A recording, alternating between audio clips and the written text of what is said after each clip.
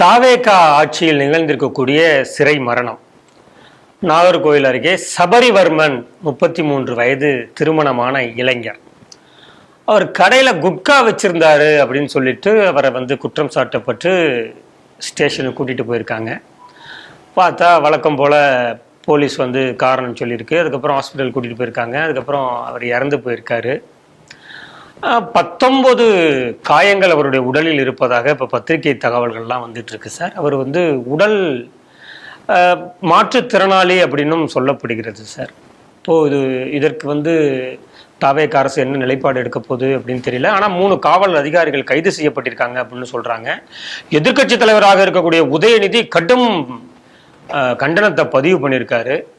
சிறை மரணம் நடந்திருக்கு, என்ன நீங்கள் நடவடிக்கை எடுக்க போகிறீங்க அப்படின்னு சொல்லிட்டு செய்தியெல்லாம் எப்படி சார் பார்க்குறீங்க? எதிர்கட்சி தலைவராக இருக்கிறதுக்காக உதயநிதி கண்டனம் பண்ணியிருக்கு. மற்றபடி உதயநிதிக்கு கண்டனம் செய்யக்கூடிய தகுதி இருக்கிறதா? கடந்த 5 வருஷம் எப்படி இருந்ததுன்னு கேட்டால், திருபுவனம் அஜித்தினுடைய ஒரே ஒரு மரணம் உங்களுக்கு எல்லா கதையும் சொல்லும். அந்த மரணம் நேற்று பொழுது அஜித் காவல்துறையினரால் அடித்து கொலை செய்யப்பட்டது.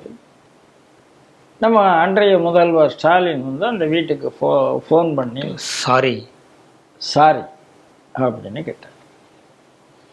இன்றைய முதல்வராக இருக்கிற விஜய் அன்றைக்கு என்ன பண்ணாரு, அது ஒரு பிளக்கார்டில் பிடித்து கொண்டு எங்களுக்கு சாரி வேண்டாம், நடவடிக்கை வேண்டும் அப்படின்னு கேட்டார்.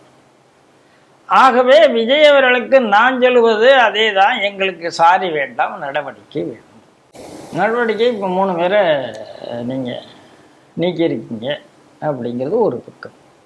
ஆனால் அடித்து கொல்லப்பட்டது ரொம்ப கொடூரமான சாட்சிகள். அதாவது காமிக்கிறேன் எத்தனை தடயம் இருந்ததுங்கிறது பார்த்தா நமக்கு பதற வைக்கிறது. இல்லை, அது அந்த குட்கா விற்றதுக்காக இவ்வளோ கொடூரமாக தாக்கப்படணுமா, இல்லை வேற ஏதாவது பிரச்சனை இருக்கும் அப்படின்னு நினைக்கிறேன். இப்போ பாஸ்கர் இங்கேயும் கூட ஒரு கேள்விக்கு, இந்த கேள்விக்கும் நான்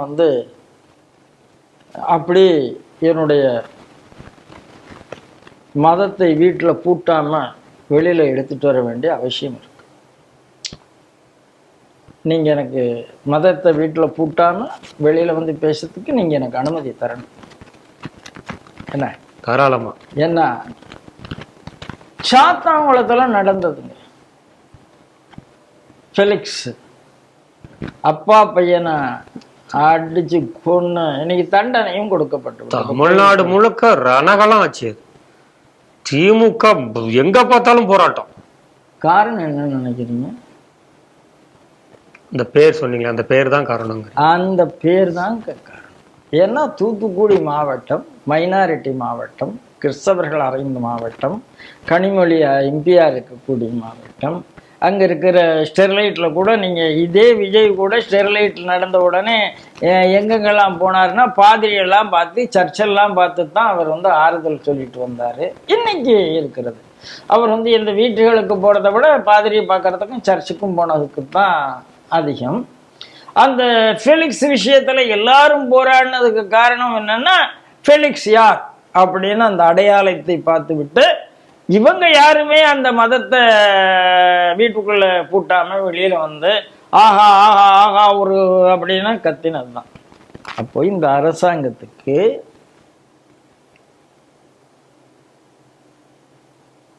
உயிர் மதம் சார்ந்துதான் அதற்கான மதிப்பு இருக்கு. ஒரு சபரீஷன், இவர் சபரீஷன் தானே, சபரிவர்மன், சபரிவர்மனுக்கான மரியாதை வேறு, ஃபெலிக்ஸுக்கான மரியாதை வேறு, அஜீஸுக்கான மரியாதை வேறு, ஃபெலிக்ஸுக்கான மரியாதை வேறு. அவ்வளோதாங்க. இதே தான் ஒரு தீபாவளிக்கு ஒரு சின்ன குழந்தை சுஜித் மறக்க முடியாது. உடனே எல்லாரும் தீபாவளி கொண்டாடணுமா.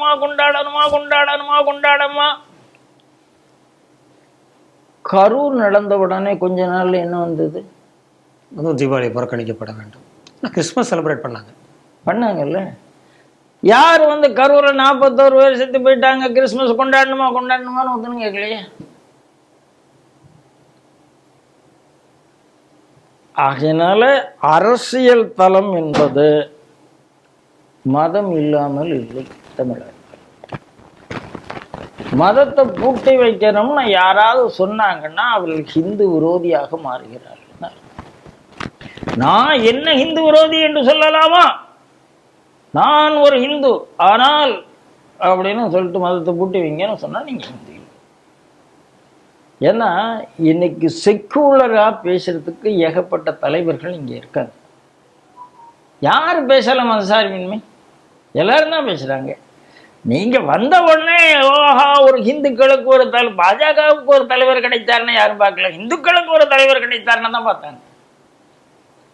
ஆனா நீங்களும் அந்த மாயையில போய் விழுந்துட்டு நான் வந்து ஹிந்து விரோதி இல்லை, நான் வந்து பெரிய இந்தியனாக்கும் அப்படின்லாம் பேசுறதெல்லாம் பார்வை மாறி இருக்கிறதுங்க அவர் பதிவு பண்ணியிருக்காரு.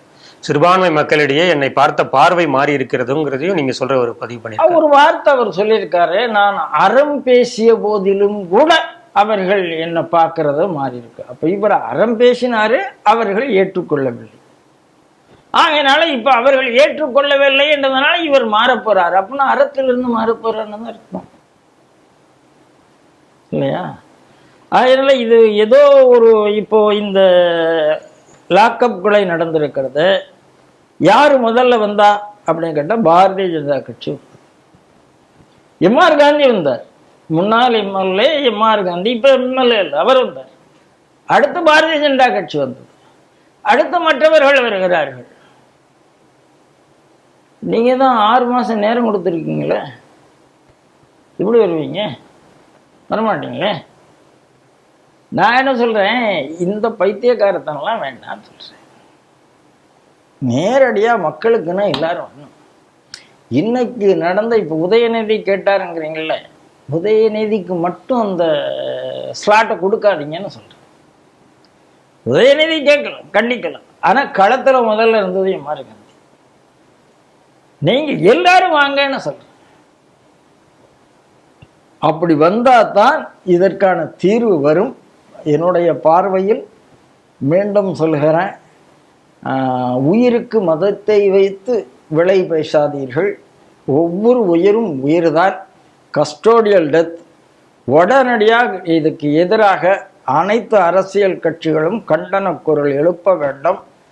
குற்றவாளிகள் தயவு தாட்சண்யம் இல்லாமல் தண்டிக்கப்படும்.